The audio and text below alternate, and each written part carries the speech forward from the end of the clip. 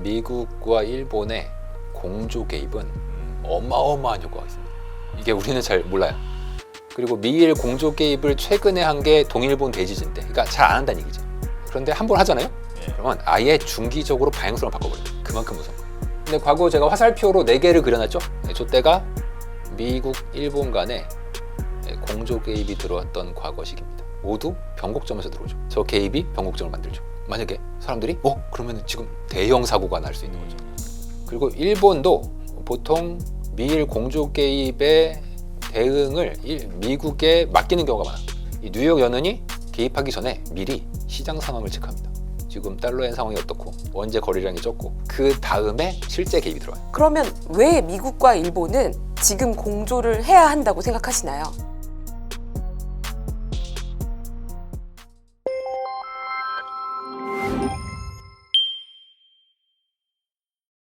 자, 지금 글로벌 금융시장은 어떤 일이 일어나고 있느냐. 일단 채권 금리 불확실성이 확대되고 있는데요. 미국과 일본 채권 얘기를 오늘 좀 해주신다고요? 네. 요즘 미국채 금리 그리고 일본 국채 금리 많이 오르고 이게 외환 시장과 연동이 돼서 같이 움직이고 있지 않습니까? 네. 그러다 보니까 이제 우리나라도 최근에 한 3, 4개월 달러원 환율하고 장기 국채 금리하고 같이 그려보면 거의 똑같이 움직입니다. 그러니까 이제 환율이 금리와 연동성이 굉장히 높아진 상태라고 이제 볼 수 있겠죠. 예. 이제 결국은 모든 진앙지를 우리가 찾아서 가보면 그 핵심에 일본 엔, 일본 국채 금리가 놓여져 있다. 그리고 요즘은 미일 간의 공조 개입 얘기도 이제 나오다 보니까 이제 그런 얘기를 좀 오늘 같이 해보면 좋을 것 같습니다. 예. 그렇다면 일단 일본의 장기 국채가 얼마나 올랐고 네. 그리고 왜 올랐는지부터 좀 설명을 해주실까요? 기대감 혹은 우려감이죠. 다카이치 총리가 사실 그 전부터 이제 장기 금리가 오르긴 했는데 다카이치 총리가 앞으로 재정을 많이 쓴다더라. 네. 재정에 대해서는 좀 가려들을 필요가 있긴 해요. 전 세계 정치인들 중에서 재정 안 쓰겠다는 정치인은 원래 없어요. 다만 이제 새로이 아베 2 옛날 아베 때도 사람들 머릿속에서는 아베 좀 재정 좀 많이 쓰지 않았나? 이제 이런 고정관념, 잘못된 고정관념이에요. 아베는 돈을 쓰지 않았는데 네. 이제 사람들은 아베가 돈을 썼으니까 다카이치도 돈을 쓰겠지. 뭐 이런 생각들을 잘못된 생각이지만 그런 생각이 때 한단 말이죠. 그러다 보니까 그러면은 이제 일본 국채 금리는 오르고 얘는 그러면 이제 쓰레기네. 그렇다고 뭐 일본의 성적이 높아질 것 같진 않고 아베 때도 그랬으니까. 그러면은 일본은 숏. 그래서 일본의 그 수많은 연기금, 보험사, 은행, 자산운용사, 개인들마저도 우리나라랑 되게 비슷한데 이제 애는 쓰레기야. 미국으로 가야 돼. 환전을 해서 가다 보니까 펀더멘털이 지지하지 않음에도 불구하고 특히 금리 차가 미일 금리 차가 오히려 엔화를 강세로 만들어야 됨에도 불구하고 오히려 엔이 약세로 움직이는 최근에 이제 모습들이 나타났었던 거고 저 개인적으로도 이거는 이상하다. 이렇게 계속 갈 수가 없는데 하다가 이제 미국 입장에서 이놈들 이건 아니지 하면서 개입을 할 가능성을 이제 한 이틀 전인가요? 지난 주말에 좀 한번 헛기침을 한번 해줬더니 시장이 한번 크게 반응했습니다. 그 헛기침이라고 하시는 게 그 환율 레이트 체크 그거 말씀하시는 거예요? 네. 근데 그게 무슨 의미가 있는 거예요? 미국과 일본의 공조 개입은 어마어마한 효과가 있습니다. 이게 우리는 잘 몰라요. 그리고 미일 공조 개입을 최근에 한 게 동일본 대지진 때, 그러니까 잘 안 한다는 얘기지. 거의 잘 안 해. 그런데 한 번 하잖아요. 그러면 아예 중기적으로 방향성을 바꿔버립니다. 그게 미일 공조 개입이 그만큼 무서운 거예요. 그만큼. 지금 최근 한 40년 동안 미일 공조 개입을 이제 한 사례가 이제 어떤 기준이냐에 따라서 좀 3번일 수도 있고 뭐 4번일 수도 있는데 제가 1페이지에서 잠깐 그림을 가져왔는데요. 네. 1페이지 그림 잠깐 보시면 얘가 녹색이 달러 N 환율입니다. 40년 동안이에요. 최근 사람들은 최근만 보고서 생각하시니까 네. 그렇게 좀 시각을 나무만 보지 마시고 제가 전체 숲을 이제 보여드립니다. 최근 40년 동안 녹색의 달러 N 환율은 회색의 미일 금리 차를 충실히 따라왔습니다. 네. 잠깐 괴리가 나더라도 다시 합쳐져요. 최근에는 둘이 거꾸로 가고 있죠. 네. 금리차는 일본 금리가 많이 오르고 미국 금리는 별로 안 올라서 축소됐어요. N이 강세로 가야 되는데 저 그림을 보면은 녹색의 달러엔 환율은 계속 위쪽으로 올라가서 160엔 뭐 터치 한 해 만에 살짝 떨어지고 뭐 이러고 있습니다. 근데 과거 제가 화살표로 4개를 그려놨죠. 저때가 미국, 일본 간에 공조 개입이 들어왔던 과거 시기입니다. 아, 네. 각자의 이유를 제가 적어놨는데 특징이 있죠. 모두 변곡점에서 들어오죠. 더 정확히 얘기하면 저 개입이 변곡점을 만들죠. 아, 그러면 그래서 지금 이번에도 네. 사람들이 그러면 지금 만약에 들어오면 이건 대형 사고가 날 수 있는 거죠. 왜냐하면 다카이치 트레이드의 모든 사람들은 N 약세에 죄송합니다. 이게 일본이니까 일본말 쓸게요. 이빠이 베팅을 네. 해놨는데 아니 나는 이빠이 해놨는데 네. 갑자기 이거를 거꾸로 돌려버리겠다는 시그널링이 나오면 사람이 노이로제에 걸려서 잠을 못 자요. 그 시그널이 지난 금요일에 있었죠. 그 레이트 체크라는 것은 미일 공조 개입을 할 때 실무 부서는 뉴욕 연은이에요. 그리고 일본도 보통 미일 공조 개입의 대응을 미국에 맡기는 경우가 많아. 그게 왜 그러냐면 일본 시장에서 거래되는 외환보다 미국 시장에서 거래되는 외환이 훨씬 많기 때문에 뭐 일본 애들이 뭐 밤잠 설치면서 개입할 수 없지 않습니까? 그래서 이제 그 보통 실무 부서가 뉴욕 연은인데 이 뉴욕 연은이 개입하기 전에 미리 시장 상황을 체크합니다. 지금 달러엔 상황이 어떻고 언제 개입하면 효과가 클 것 같고 언제 거래량이 적고 어떤 식으로 시장 역학이 돌아가고 있고 거래량에서 누가 거래를 많이 하고 있고 체크하면 그 다음에 실제 개입이 들어와요. 아, 실제 개입. 예. 근데 예. 그러면 지금 팀장님께서 워낙에 환율 전문가시다 보니까 훅훅 넘어가셔서 시청자분들이 조금 어려워질 제가 수가 중간 있을 것 같아요. 넘어간 거 지적해 주십시오. 그래서 제가 한 번만 다시 말씀드리면 네. 보여주신 차트에서의 네. 이 장기 몇십 년 동안의 달러 N 환율의 차트를 보면 네. 과거에 3번의 변곡점이 있었다. 그 더 정확히 얘기하면 네. 미일 공조 개입이 인위적으로 만든 변곡점. 네, 그게 이제 4번이 있었는데 네, 뭐 있었죠. 그때 달러가 강해지던 방향에서 엔화가 강해지거나 예. 아니면 엔화가 강해지던 방향에서 갑자기 달러가 강해지던가 예. 요 변곡점을 만든 것은 공조 개입이 있던 때가 4번이 있었다. 있었죠. 그런데 지금 보여주신 차트에서는 저희는 내내 엔화가 약해지는 것만 맞죠. 매우 오랫동안 봐왔습니다. 3년 맞 2년? 2년 3년 몇 년 봤죠. 근데 지금 여기서 자료화면 저희가 준비가 돼 있을 텐데요. 최근 단기에 요거 보시면은 단기에 갑자기 물론 장기 시계열로 봐서는 조금밖에 안 움직인 것처럼 보이지만 한 3, 4일 만에 엔화가 다시 강해지고 복등. 달러가 약해지는 예. 며칠 만에 일어난 변동이라고는 꽤 큰 일이 일어났단 이제 말이죠. 커요. 이제 커. 그래서 앞서 보여주신 차트에서의 공조 개입이라면 네. 앞으로 굉장히 오랫동안 예를 들면 몇 년간 최소 네. 2, 3년간 아주 큰 폭으로 예. 엔화가 강해지고 달러가 약해질 수 있는 과거의 공조 개입이랑 지금은 비슷한 거냐? 요게 질문입니다. 너무 무서운 얘기입니다. 그럴 가능성이 있다고 보십니까? 있어요. 그러면 왜 있다고 보시나요?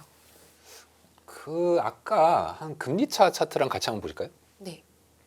우리가 저는 미래에 이런 뭐 뜬그림 잡는 얘기 이런 거 별로 안 좋아하지 않습니까? 예. 저는 늘 과거의 사례 그리고 지금이 그때랑 같으냐 다르냐 이렇게 판단하는 게 가장 정확해요. 네. 그래서 아까 차트를 다시 보여드리면 회색이 금리차라고 했지 않습니까? 자, 금리차와 달러 N 환율이 이게 달러 언더 거의 똑같이 가요.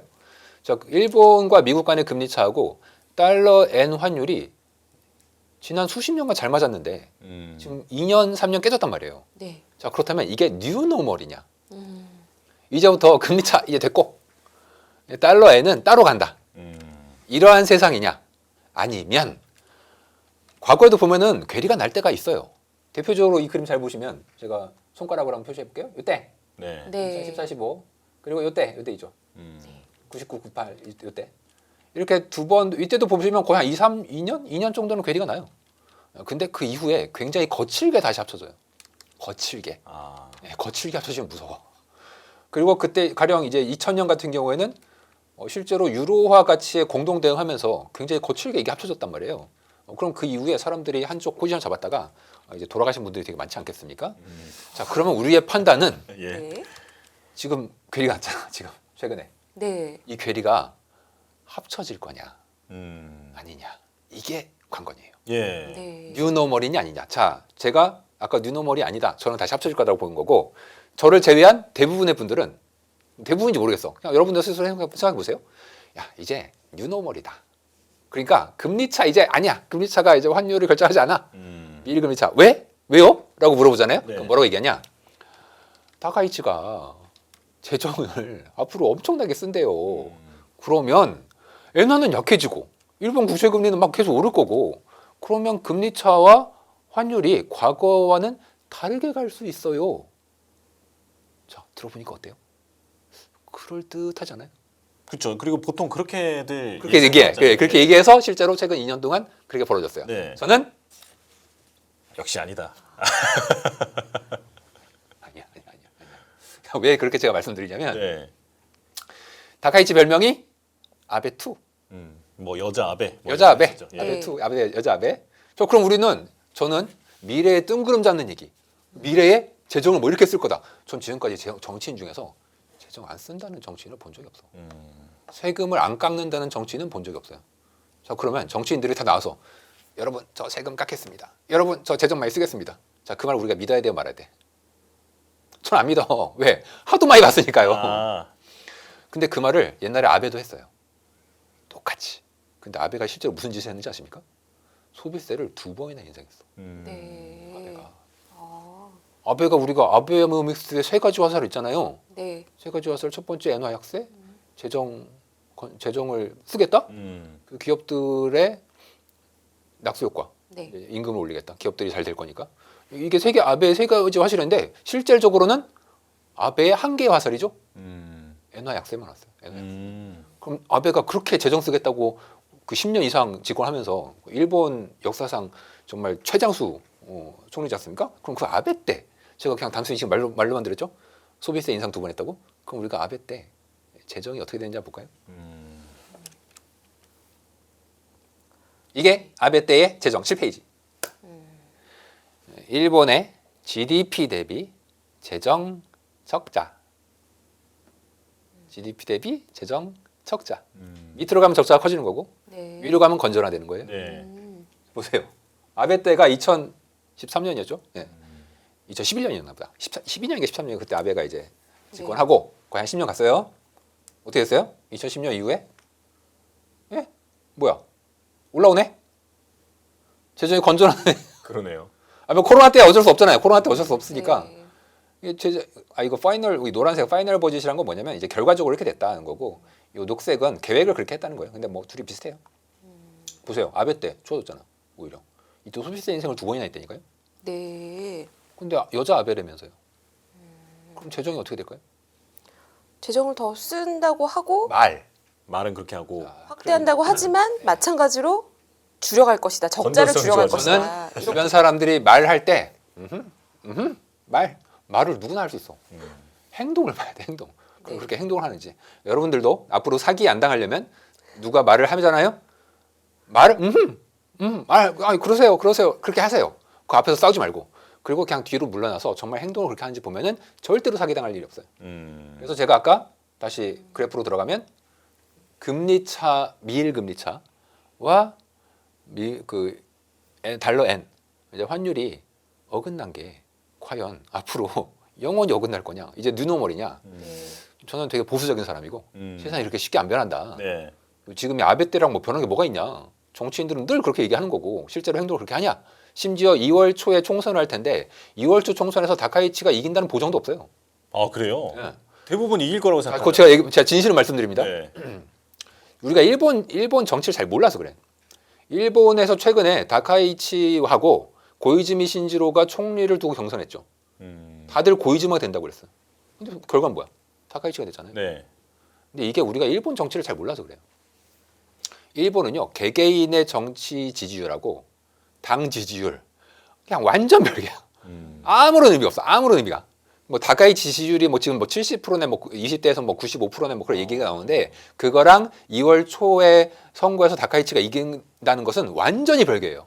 완전히. 물론 다카이치가 정치적 승부수를 걸었죠.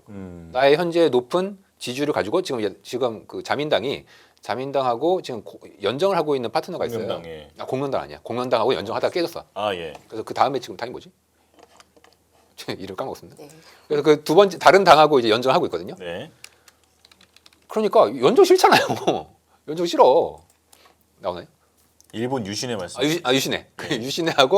유신혜하고 그 자민당하고 현재 연정을 하고 있어. 음. 근데 연정이 너무 싫은 거야 이 자민당이. 아, 네. 그 계속 이제 유신혜 얘기를 들어줘야 되고 막 하니까 싫잖아요.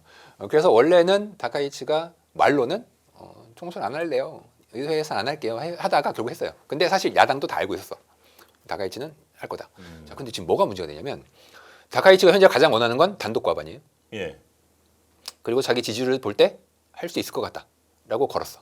자, 그러면 뭐 지가 하고 할 수 있다고 할 수 있어? 그럼 그 반대쪽에 야당 있죠. 야당이 지금 입헌민주당 하고 아까 얘기했던 공명당이 지금 여기 가서 붙었어. 아. 지금 그 공명당이 되게 무서운 당이에요. 그 공명당이 사실은 전반적으로 봤을 때 자민당이랑은 좀 결이 안 맞아요. 사실은 공명당이 오히려 약간 민주당하고 결이 맞아요. 근데 이 공명당이 종교 집단이에요. 그래서 얘네가 콘크리트가 늘 10에서 20%가 늘 있어. 어느 지역에서나. 특히 약간 약간 일본 서부 지역에서 콘크리트 지층이 있어갖고 얘네가 되게 무서워요. 그래서 공명당이 지금 인펀민주당이랑 합당을 해버렸어요. 그 당 이름도 바꿨어. 뭐 중도 개혁 신당인가 뭐 그렇게 이름 바꿨어요. 당 이름을. 잘 모르셨죠? 네. 되게 중요한 내용이야. 되게 중요해. 언제 이렇게 일본까지 전문가세요. 네. 그러니까요. 이거 되게 중요해. 자, 그럼 이제 어떤 문제가 생기냐? 얘네들이 표를 엄청 갉아먹는단 말이에요. 그러면 이제 자민당 입장에서는 이게 정말 지금 거대 야당이 탄생을 한 거잖아요. 원래 얘네들이 좀 약하다가 지금 공명당이랑 합당을 해버리니까 지금 굉장히 강력한 당이 돼버렸단 말이에요. 그리고 이 자민당 내에서도 좀 문제가 하나가 있어. 굉장히 극우당이 또 하나가 있어. 네. 이 극우당이 있는데 제가 이름 까먹었습니다.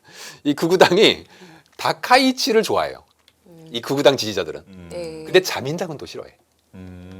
이 사람들이. 개인을 좋아한다. 네, 예. 다카이치가 왜냐면 극우잖아요. 그래서 이 극우의 다카이치는 좋아하는데 자민당을 싫어하고 자민당보다 더 오른쪽에 있는 당이 있어요. 그러니까 그 당을 좋아해요. 그럼 이제 어떤 일이 벌어지냐? 총선을 하면 다카이치 개인의 성향, 어떤 지지율하고 실제 선거에서 얘네가 이길 수 있느냐는 좀 별개가 될 수 있어. 게다가 다카이치 개인의 지지율도 최근에 의회 해산하면서 한 10%포인트 정도 까먹었어요. 그래서 2월 초 총선이 되게 중요합니다. 자민당이 단독 과반을 만약에 하면 그러면은 N이 확 약해지겠죠. 뭐 금리도 또 한번 오를 수가 있겠고. 네. 근데 저도 잘 모르겠어요. 그런데 만약에 단독 과반을 만약에 못했어. 이번에 갑자기 야당이 커졌고 갑자기 극우가 또 표 막 갈라먹어가지고 막 가져가고 있고 그래서 잘 못하잖아요. 그러면 또 큰일 나. 갑자기 N이 폭등을 해버리거나 일본 국채 금리가 막 폭락을 해버리거나 이런 일이 벌어질 수가 이제 있단 말이에요. 그렇게 되면은 미일 공조까지 막 겹쳐버렸죠. 그러면서 뭐 다카이치가 지지율만 믿고서 의회 해산했다가 갑자기 뭐 이상한 결과가 나와버리거나 단독 과반 못하거나 이러면은 일본 시장이 엄청나게 흔들리고 이게 달러 원 우리나라 원에도 엄청난 영향을 미칠 수 있고 뭐 장기 국채 금리에도 영향이 있기 때문에 이 2월 8일날 있는 총선이 굉장히 중요합니다. 그러면요, 제가 이렇게 여쭤볼게요. 네. 지금 최근에 며칠 동안 엔화가 강해진 네. 이 현상은 네. 혹시라도 지금 팀장님 말씀하신 그 총선을 내다보고 시장이 먼저 움직이고 있는 거라고도 생각이 되시나요? 그건 아닌 것 같아. 그럼 그래요? 단기간에 왜 무슨 일이 일어난 걸까요? 이거는 엔화가 강세가 된 거. 네. 그거는 순전하게 미일 공조죠. 아, 미일 공조는 선거랑 무관하게 이미 무관해. 미일 공조에 들어간 선거 거예요. 결과는 일본 사람들도 이게 어떻게 나올지 몰라요. 저도 모르고. 네. 근데 미일 공조는 분명히 엔화의 강세로밖에 영향을 미칠 수밖에 없고 이게 예전에 늘 반복적으로 중장기적인 방향성 자체를 바꿔버리기 때문에 여기서 포지션을 안 꺾으면 되게 위험할 수가 있어요. 예. 그러면 지금 일본의 그 다카이치와 뭐 재정도 중요하지만 네. 우리가 원래 얘기하던 게 네. 미일 공조가 중요하니까요. 그걸 조금만 더 얘기하고 넘어가면 좋을 것 같아요. 네. 그러면 왜 미국과 일본은 지금 공조를 해야 한다고 생각하시나요? 자, 이 지정학이 또 나옵니다. 네. 지정학. 제가 이 얘기가 듣고 싶었어요. 미국의 세계 전략. 이것을 우리가 명확하게 알고 있어야 됩니다. 미국에게 있어서 제1 돌연선, 그러니까 일본, 대만으로 이어지는 제1 돌연선은 절대 포기할 수 없는 최전방 방어 라인이에요. 최전방. 일본과 미국의 연합은 반드시 같이 갈 수밖에 없는 거예요. 한국은 버릴 수 있어. 실제로 한국을 버렸죠. 핵잠수함. 이게 한국을 버렸다는 아주 명백한 증거입니다. 그러니까 한국의 안보는 한국이 알아서 해라. 그 최근에 그 사실 뭐 12월 NSS 문서에 이미 돼 있죠. 한국 뭐 군들 뭐 괜찮고 한국군 싸울 수 있고 한국은 자립적으로 국가 안보를 할 수 있다. 뭐 북한이든 중국이 쳐들어오든. 그래서 중국이 사드 할 때는 막 그렇게 난리를 치더니 핵잠수함 밀 때는 조용해져. 왜? 기분 좋으니까. 왜 기분 좋아? 한국이? 그러니까 미국이 한국을 버렸다 이 얘기잖아. 아, 그렇게 해석이 돼요? 그렇게 해석이 아니고 그거라고요. 그렇습니까? 아 이거를 왜 몰라? 당연한 거 아니에요? 네. 당연한. 자, 그래서 한국은 뭐 필요 없고, 자 중요한 건 이제 일본이야. 미국 입장에서 네. 입장에서 중요한 건 일본이에요. 그래서 일본은 절대적으로 미국이 도와줘야 됩니다. 뭐 그렇다고 이제 뭐 미국이 단독으로 이 동아시아 뭐 태평양 지역에서 작전을 수행하지는 않지만 일본을 지원하는 건 이거는 절대적으로 미국이 앞으로 해나갈 아주 중요한 안보 파트너란 말이에요. 네. 중요한 안보 파트너인데 또 다카이치는 또 안보 파트너 입장에서 미국 쪽에 굉장히 도움을 주는 정치적으로 이전에 있던 뭐 이시바 시게루나 이런 쪽 당은 결이 좀 다르지 않습니까? 네. 이제 그런 면에서 미국 입장에서 도와줘야 되죠. 그러니까 미국이 지금 안보로 도와주는 거예요. 아르헨티나가 아주 명백한 예죠. 남미에서의 국가 안보에서 가장 중요한 현지 거점 아르헨티나 도와주는 거고 마찬가지로 일본도 도와주는 거죠. 근데 일본이 보니까 막 재정 쓴다고 하는데 뭐 또 하니까 막 엔이 막 폭등하고 이래서 다카이치가 정치적으로 힘들 수 있어. 싸줘야지. 아, 밀레이 재당선 시킨 게 트럼프예요. 아르헨티나. 네. 그러니까 다카이치도 이번에 총선 지원 사격을 해줘야지. 그래서 지금 해주는 거예요. 그러니까 환율 잡아준다 이거예요. 환율을 잡아줘서 다카이치를 도와주는 건데 그렇다고 뭐 다카이치가 과반을 할지는 모르겠지만 기본적으로 미국 입장에서는 일본은 중요한 안보 파트너고 특히 다카이치를 입지를 세워줄 필요가 분명히 있어요. 그런 면에서 안보적으로 미국은 일본을 도와줄 수밖에 없습니다. 그러면 엔화 강세가 되어야 수입 물가도 잡히고 그거는 2차적이고 부차적인 얘기예요. 그 문제가 아니라는 거죠. 무슨 자꾸 물가 얘기하는 분들 하고 있는. 죄송합니다. 뭐 물가 중요해. 물가 중요한데 중요한데 여기서 이제 엔이 계속 약세고 되면 우리나라도 그렇잖아요. 우리나라도 환율이 막 오르면은 정부와 대통령이 막 불안감이 나와가지고 있죠. 막 난리를 치잖아. 네. 일본도 비슷해요. 엔이 약하게 되면 이게 단순히 뭐 재정을 쓰는 걸 넘어서 국가의 어떤 정치적인 리스크로 받아들여지는 거 아니냐. 그래서 일본 국민들도 그거를 무서워한단 말이에요. 그러면 정치적으로 이게 잘 안 받아들여져요. 그거를 이제 미국이 도와주면 분명히 정치적으로 든든한 뒷배가 다카이치 입장에서는 이제 생기는 거고 그런 입장에서는 이제 다카이치 입장에서도 자기가 이제 트럼프가 아베 얼마나 좋아했어. 그러니까 다카이치도 좋아하겠죠. 둘이 결이 또 잘 맞고 그런 면에서 다카이치는 이번 선거를 잘 치르는 게 현재 최고의 목표죠. 달러 엔에서 달러가 그럼 약해지면 미국 국채 금리는 어떻게 되는 겁니까? 더 정확하게 얘기하면 엔이 강해지면 네, 엔이 강해지고 네. 아마 일본 국채 금리가 세지겠죠. 네. 일본 국채 금리가 떨어지겠죠. 그럼 미국 국채 금리가 같이 떨어집니다. 둘이 연동돼 있습니다. 국채 금리는 둘 다 떨어진다. 둘 다 떨어집니다. 둘 다 떨어집니다. 그렇게 되면 엔화가 강해졌을 때 엔캐리 트레이드는 어떻게 되는 건가요? 엔캐리 트레이드에서 너무 많은 오해가 있어. 엔캐리 트레이드 정말 이 저 얘기 빼고 다 모르는 것 같아요. 아니 작가님이 써주셨는데 사실 이 얘기 할 때마다 저희가 혼나가지고 그거 아니에요? 그거 아니에요? 이러시잖아요. 그래도 한 번 더 짚어주십시오. 그럼 여기까지 왔는데 다시 한번 말씀드릴게요. 자, 다시 한번. 왔는데, 네.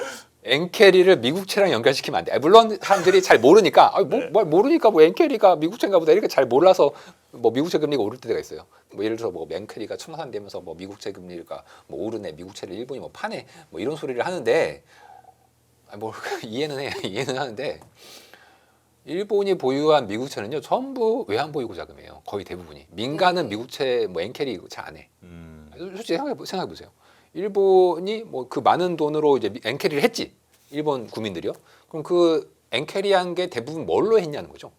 대부분 크게 두 개입니다. 첫 번째는 절반은 미국 주식, 나머지 절반은 미국의 크레딧 사모 론 네. 혹은 채권 위주로 해서 국채는 거의 안 해. 어. 국채를 왜 해요? 사모론이 훨씬 높은 금리를 주는데 주식은 더 많이 오를 거고. 그러니까 국채를 안 한다고요. 근데 일본이 국채를 많이 들고 있죠. 네. 통계상으로는. 네. 그게 전부 다 외환 보유고 자금입니다. 대략 1조 2천억 달러 정도 들고 있어요. 1조 2천억 달러. 네. 그리고 민간은 거의 가지고 있는 게 뭐 조금 있어요. 조금. 그래서 엔캐 그러면은 일본 외환 보유고가 아유 엔이 약해지니까 나 이거 팔아야지 그럴까요? 외환 보유고 자금인데. 네. 엔이 혹은 강해지면 엔이 강해지니까 미국채 팔아야지 안 그래요. 외환 보유고 자금은 그런 걸로 사고 팔고 하는 게 아니고 외환 시장을 안정시키기 위해서 일본이 보유하고 있는 자금인 것이기 때문에 엔켈이랑 사실상 무관하고 오히려 더 사죠. 무슨 말이냐? 자, 생각해 보세요. 엔이 예를 들어서 가정해 볼까요? 엔이 폭등했어. 엔이 폭등. 그러니까 달러 엔이 폭락. 엔이 폭등했어요. 너무 막 어마어마하게 원래 뭐 지금 정도면 만족할 줄 알았는데 갑자기 뭐 140엔 가고 130엔 갈라 그래. 그렇게 될 수가 있죠. 왜냐면 이게 자 지금 160엔 정도 있다가 얘가 갑자기 140엔 가봐봐요. 그럼 일본의 그 수많은 미국 뭐 크레딧물들이나 미국 주식 들고 있는 사람 입장에서는 주가가 움직이지도 않았는데 나는 20%씩 손해 보고 있어. 그러면은 할 수 있는 방법이 선물로 N을 더 사는 거죠. 그럼 N은 또 폭등하죠. 그러니까 이게 소로스가 얘기하는 재기성이죠. 강세가 강세를 만들고 그 강세가 또 강세를 만들고 이런 식으로 손절에 손절을 부르는 거죠. 그러면 일본 국채 금리는 또 떨어집니까? 미국 국채 금리가 오히려 떨어집니다. 아, 미국 국채 금리가 떨어져요? 네, 뭐 일본 국채 금리가 떨어지겠지만 네. 미국 국채 금리가 더 빨리 떨어져. 왜 그러냐면 잘 생각해 보세요. N이 폭등해서 막 달러 엔 환율이 폭락해요. 자, 그러면 일본은 이 상황을 완화시켜야 되겠죠. 완화시키는 방법은 N을 팔고 달러 미국채를 사는 거죠. 아니 지금 엔화가 약세가 얼마나 오랫동안 크게 왔는데 조금 엔화 강세됐다고 다시 또 반대 행위를 한다고요? 자, 이것이 자, 제가 암탉이에요. 네. 오늘 알 낳고 주인이 모이를 줬어. 내일도 주겠죠. 모레도 주겠지. 자, 다음 달도 주겠죠. 근데 어느 순간 갑자기 주인이 와서 목을 비틀어 버렸어. 씨암탉이죠. 삼계탕 해 먹겠다고. 네. 바로 그 생각입니다. 즉 지금까지 N이 계속 약세를 받고, 그러니까 나는 닭 모이를 계속 주인이 줬고, 근데 닭은 언젠가 내 목을 비틀는다는 얘기죠. N이 언제까지나 약세로 갈 수가 없습니다. 어느 한계가 있고, 지금 한계에서 좀 금리 차를 보나 일본 재정은 뭐 전 앞으로 그렇게 나빠질 거라고 보진 않는데, 만약 그렇게 되면 사람들의 기대가 바뀌면 이 거대하게 15년 동안 쌓여있던 엔캐리가 뭐 지금 청산된다는 얘기는 아닙니다. 제가 아까 그냥 예를 든 거예요. 근데 앞으로 청산은 돼. 이건 확실해요.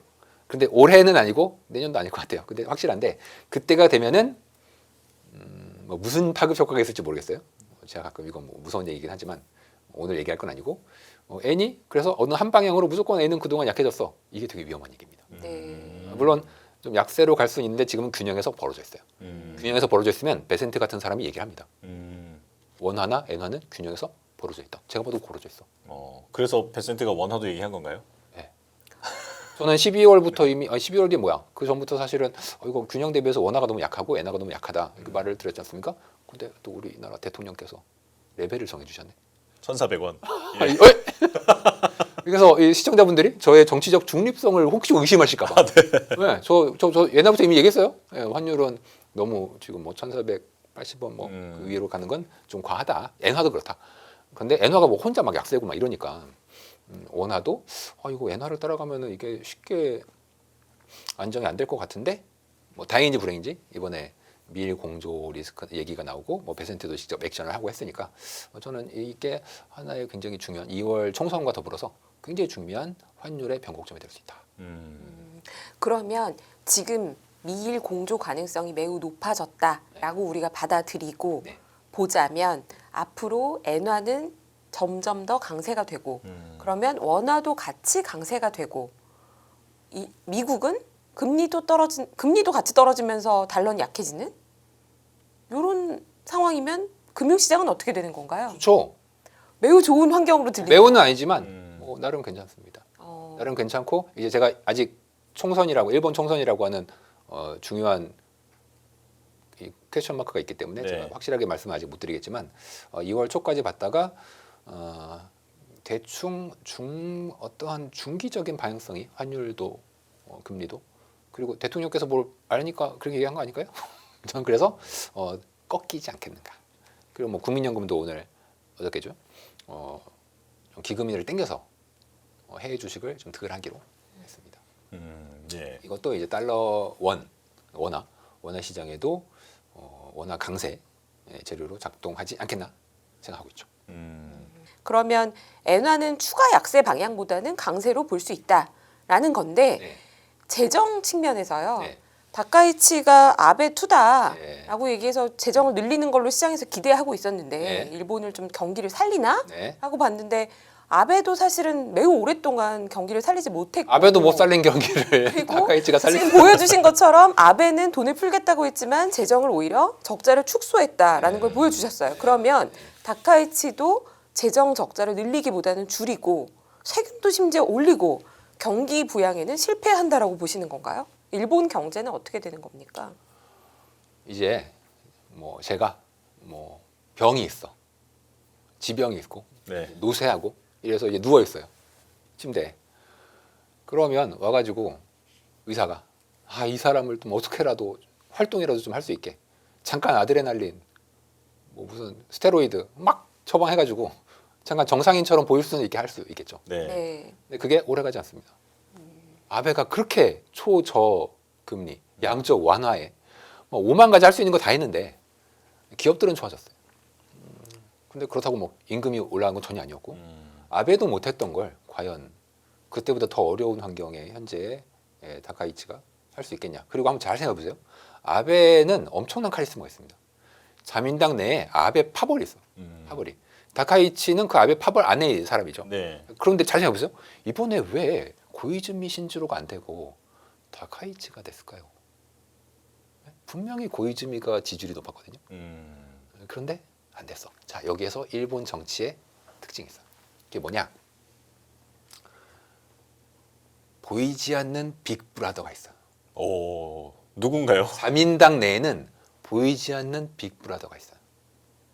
그 빅브라더는 아마 그 자민당 내의 고위층 원로들 간의 그 파벌 간, 뭐 파벌은 다 있는데 그 파벌끼리 모여 있는 어떤 보이지 않는 조직이 있을 거예요. 이건 저의 추정이에요. 네. 있을 거고. 만나보셨는 것 같지 않으세요? 그러니까요. 제가 이거를 중국에서도 좀 봅니다. 어. 이런 얘기 아무도 안 하죠. 그 최근에 네. 뭐 중국의 뭐 시진핑의 군부 내에서의 장유샤. 그 라이벌이 지금 수정됐잖아요. 네. 근데 사실 그 전에 오히려 시진핑 측근들이 다 수정돼서 이제 군부는 이제 시진핑 이제 실각하나 맞아요, 그런 얘기 나왔잖아. 예. 근데 갑자기 껍질에 시진핑의 라이벌이 실각되죠. 그러니까요. 그리고 사람들이 그럼 뭐야? 시진핑 이겼나? 이런 얘기를 하고 있다고. 근데 저는 완전히 관점이 달라요. 저는 완전히 관점이 달라. 저 위에 그 피노키오의 그 이거를 조종하는 위에 인형사가 있어. 인형사가 위에서 이거를 다 조종하고 있는 거야. 마찬가지로 요 일본도 그 자민당 내 원로들이 그 뒤에 원로들이 그 비밀 독방에 모여가지고 야 이번에 한번 이시바 시계로 시켜볼까? 한번 시켜보자. 이시바 시계를 했는데 망했네. 야 그러면 이시바는 이거 완전히 저거 완전 뭐 어떻게 보면 얘 왼쪽이죠. 네. 일본 내에서는 이게 왼쪽 이거 하는데 저 했는데 저 안 되네. 그러면 한번 오른쪽으로 한번 가볼까? 그래서 오른쪽으로 확 가는 거지. 왜? 근데 왜 고이즈는 아니에요? 고이즈는 좀 애가 애매해. 네, 성격이 좀 애매하고 얘는 뭐 색깔이 좀 애매해. 이쪽도 아니고 저쪽도 아니고. 애매하게 하시잖아요. 네, 애매하잖아. 얘는 좀 중도고 고이즈미가 소수파예요. 그 자민당 내에서는. 자 그러면은 그 빅브라이더라고 할게요. 그 자민당 내 빅브라이더 입장에서는 지금 미국의 안보 돌아가는 판세도 그렇고 그 이시바 시기로 시켰다가 그냥 완전히 그냥 막 거덜난 것도 그렇고 한번 반대를 해보자. 그 반대쪽 이시바의 완전 반대쪽을 해보자. 그러면 트럼프 입맛에도 맞고 한번 새로운 테스트도 한번 해보고 그래서 다카이치를 픽업했다. 이게 저의 생각입니다. 어디까지나 개인적인 생각으로. 네. 저는 개인적으로 다카이치의 수명이 그렇게 길다고 생각하지 않습니다. 그래요. 네. 왜? 저 위에 있는 빅브라들이 볼 때 흡족하지 않으면 언제든지 나갈 수 있는 게 다카이치. 그게 일본 다카이- 정치이다. 네. 네. 그리고 다카이치가 뭐 그렇게 지지 기반이 막 자민당 내에서 강하지도 않아요. 그리고 아베 파벌이 한번 다 죽었잖아요. 근데 통일교 사건 뭐 그리고 네네. 이제 정치자금법 때문에 한번 다 죽었거든요. 그래서 다카이치가 그렇게 지지 기반이 그렇게 높진 않아요. 지금 이제 처음에 말을 세게 하니까 뭐 중국이랑 굉장히 대립을 이제 많이 하니까 지지율이 이제 올라가고 있는데 저게 얼마나 갈까 잘 모르겠어요. 그래서 저는 빅브라더가 있다. 자민당 내. 걔네들의 입맛에 의해서 왔다 갔다 하는데 시장은 그것을 막 이제 새로 일본이 변하다 보다 뭐 그럴 수 있죠. 뭐 그런데 저는 이것 좀 냉정하게 생각을 좀 해봐야 된다. 그래서 달러엔을 무조건 N 약세로 막 그냥 막연히 생각하고 뭐 일본 장기 국채 금리가 오른다고 생각하는 것은 뭐 그리고 일본 장기 국채가 오르는 데는 사실 뭐 재정도 있지만 더 다른 근본적인 이유가 있어요. 뭐 그건 제가 좀 복잡하니까 얘기 안 하겠지만 저는 좀 생각을 다시 한번 냉정하게 해볼 필요가 있다. 네. 지금 시청자분들께서는 일본에 관심 갖는 이유가 사실 일본 자체도 있지만 또 원달러, 달러 원 환율이 네. 우리나라 통화도 네. 결국엔 엔화랑 같은 방향으로 움직이니까 더 네. 궁금한 걸 텐데요. 그동안에는 팀장님께서 원화가 강해질 이유가 사실 별로 안 보인다 이런 말씀들을 좀 해오셨어요. 엔화 때문에. 네. 그러면 엔화가 강해질 만한 요인을 지금 쭉 설명을 해주셨으니 네. 원화도 그러면 단기적으로 중장기적으로 네. 강하게 봐야 될까요? 어떻게 보십니까? 단기적으로, 그러니까 여기서만 단기라는 거 이제 1년 내. 네. 1년 내로는 균형 레벨보다 지금 너무 높아요. 제가 보는 이제 균형 레벨은 한미 성장 격차로 보는데 그 성장 격차 대비해서는 원화가 너무 약합니다. 물론 성장 격차 자체가 이제 중장기적으로 계속 한국이 좀 덜 떨어지고 그러니까 한국이 좀 안 좋고 네. 미국이 좋은 방향으로 해서 늘 성장 격차가 15년 동안 오긴 했어요. 그러면은 미국이 상대적으로 성장 격차 면에서 미국이 더 상대적으로 좋았으면은 환율이 오르는 게 맞죠. 그래서 올라왔어 실제로. 올라왔는데 이게 정도껏 해야지 이거 정도껏. 그 정도가 지금 우리가 3번의 펀치를 맞았어. 첫 번째 펀치는 2022년 요때 미국이 금리 인상을 막 너무 막 미친 듯이 해가지고 그때 환율이 한번 막 급등하면서 펀치를 한번 맞았고 그때 이제 레고랜드 사태도 있었어요. 그 두 번째 펀치가 이제 계엄 때. 세 번째 펀치가 요즘. 근데 이 세 펀치를 이렇게 자꾸 맞으니까 원화가 사람들도 패배주의에 빠져 있고 원화가 균형 대비해서 좀 약세로 벗어나 있는데 이번 일본 사태를 통해서 원화가 한번 강세로 전환될. 왜냐면 한국 원화가 이런 식으로 약해질 이유는 잘 없어요. 적정 레벨은 그러면 어느 정도 보면 될까요? 1,400원 초반 보면 될까요? 정치적으로 중립입니다. 저는 네. 정치적인 멘트가 아니죠. 저는 1,400원 초반 정도가 현재의 펀더멘털을 반영한 적정 레벨이다. 네. 그러면요, 팀장님, 대만 달러에 대해서는 어떻게 보시나요? 이 우리나라 원화가 영향을 받는 게 일본도 있고 엔도 있고 타이완 달러도 영향을 받아요. 이게 뭘 볼 수 있냐면 3페이지 그림 잠깐 보시면 네.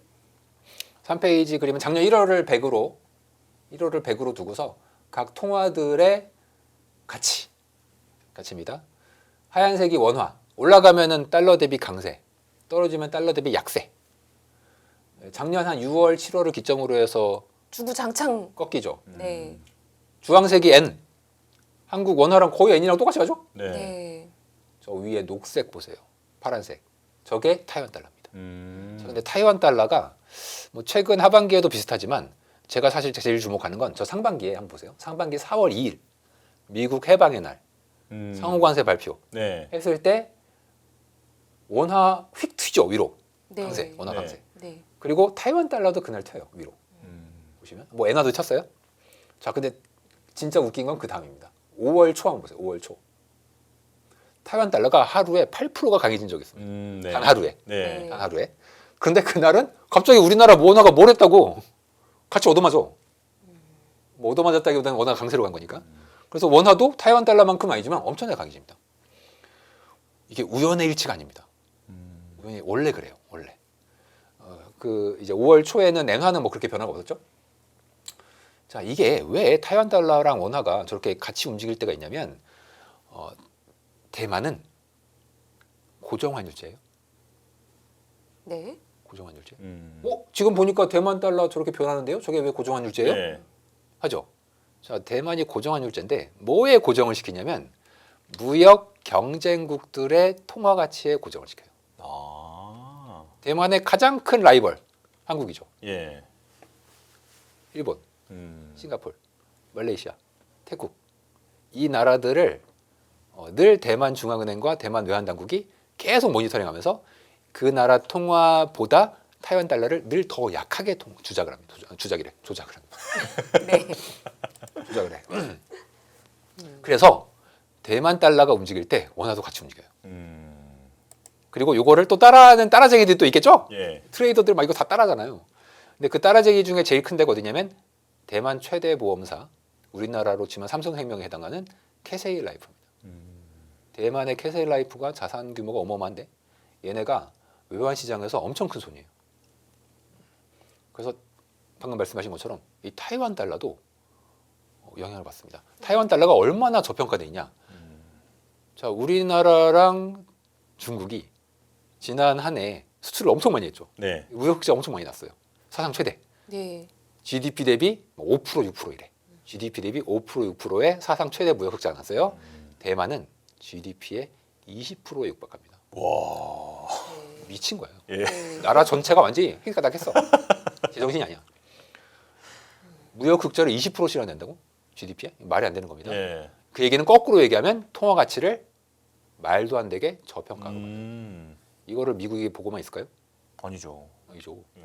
따라서 통화 가치를 강세로 만들 수밖에 없는 환경이 만들어지고 아마 대만도 눈치를 보는 차원에서 뭐 우리 너무 약세로 꿀을 빨았다. TSMC 뭐 수출 너무 많이 했고 그래서 일부 강세로 가게 될 시기를 보고 있을 건데 얘네들은 지들이 먼저 움직이진 않아요. 그러면 누가 먼저 움직여야 되냐? 엔이 움직여야 돼. 엔이랑 원화가 먼저 움직이면 큰 형님들이 움직이면 그냥 알아서 타이완 달러도 강세로 움직일 가능성이 있겠다는 얘기죠. 그래서 아마 이런 면에서는 이제 큰 그림이 바뀔 가능성이 저는 있다. 저는 그럼 궁금한 게 대만이 고정 환율제를 하고 있고 네. 그리고 그 고정 환율의 대상이 이제 수출 경쟁국인 네. 그 중에 이제 가장 큰 경쟁국이라 할 수 있는 우리나라 네. 이제 원화에 고정이 좀 되어 있다라고 하면 네. 이제 원화가 대만 달러에 영향을 주는 거는 확실해 보이는데 네. 그럼 대만 달러가 변하는 것이 원화에는 어떻게 영향을 주느냐? 반대죠. 대만 달러는 스스로 변하지 않죠. 스스로 변하지 않는 건가요? 스스로 변하지 않는데 네.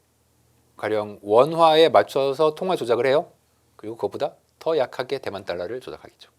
아니 저는 지금 그 트럼프 그러니까 미국이 네. 대만 달러의 지나친 예, 약세에 맞습니다. 대해서 맞습니다. 제동을 걸면 제동을 걸면 변할 거 아니에요. 그러면은 이제 타이완 입장에서는 대만 중앙은행 혹은 대만 외환보유국 입장에서는 이거 타이완 달러가 너무 약세였네. 그러면 좀 강하게 만들어야 되겠다. 강하게 만들면 타이완 달러 그 대만 중앙은행이 자기네 통화 바스켓이 있습니다. 이 바스켓 안에는 아까 경쟁국들의 통화 같이 있어요. 그래서 타이완 달러를 약세로 만들 땐 이 바스켓을 같이 팔아요. 그러니까 우리 그 ETF가 그렇게 하잖아요. 네. ETF 투자할 때 뭐 삼성전자 몇 프로, 뭐 하이닉스 몇 프로 이렇게 다 이 안에 있으면은 야 나 지수 매도. 그럼 지수 매도는 할 수 없잖아. 안에 종목을 팔아야 될 거 아니에요. 네네. 네. 그럼 종목은 그냥 지수 매도만큼 그 비중대로 팔겠죠. 마찬가지. 타이완 달러를 앞으로 강세로 만들겠다. 그럼 타이완 달러를 매수해야 사면 되겠죠. 같이 그러면 산다. 이 바스켓에 있는 통화 같이 사야 돼. 아. 원, 엔, 싱가포르 달러, 타이바 다 같이 사야 돼요. 아. 그래서 똑같은 움직임이 생길 수밖에 없어요. 네. 원화도 그러면 강세가 될 수 있다. 그렇다면요. 지금 시간 배분하면서 이제 여쭤봐야 될 것 같은데 네. 또 궁금한 게요. 그럼 금융시장에서 지금 원화가 약간 그러니까 속도가 문제긴 하겠지만 원화와 대만 달러와 엔화가 강세로 가는 거는 뭐 나빠 보이진 않아요. 지금 네. 이런 환경이라면 네, 네. 시장에서의 고민은 연준 의장이 바뀌었을 때 네. 지금 기대만큼 시장의 기대만큼 완화적인 방향으로 갈 거냐 네. 아니면 다른 행동이 나올 거냐 이게 좀 궁금한데요. 네. 어떻게 보십니까? 링 리더가 지금 또 유력하다면서요. 네. 네. 저는 사실 케빈 호시보다는 링 리더를 더 높게 평가합니다. 훨씬 높게 평가합니다. 훨씬. 훨씬. 그리고 시장도 그걸 알고 있고 베센트도 그것 때문에 이 사람을 더 추천하고 있어요. 그 이유가 링 리더가 왜 더 케빈 호시보다 괜찮은 사람이 괜찮다기보다는 더 연준 의장에 맞냐? 케빈 호시는 완전 정치꾼이에요. 케빈 호시 제가 기억나. 케빈 호시가 2008년 금융위기가 그때 이사였거든요.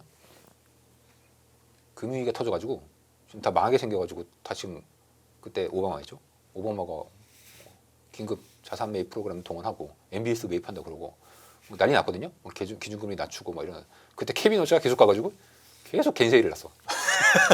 뭐 지금도 했다, 예. 지금 인플레가 뭐 여전히 높고 뭐 연준은 금리를 오히려 뭐 지금 이렇게 완화적인 표현대로 가면 안 되고 양적 완화 이거 하면 큰일 나고 인플레가 더 올 거고 양적 완화에서 인플레 오면 우리 금리 오히려 더 올려야 되고 계속 그래 계속 2009년까지 그랬던 케빈 호시가 갑자기 트럼프가 지명을 한다는 얘기가 듣자마자 갑자기 완화적인 얘기를 막 쏟아내네. 예?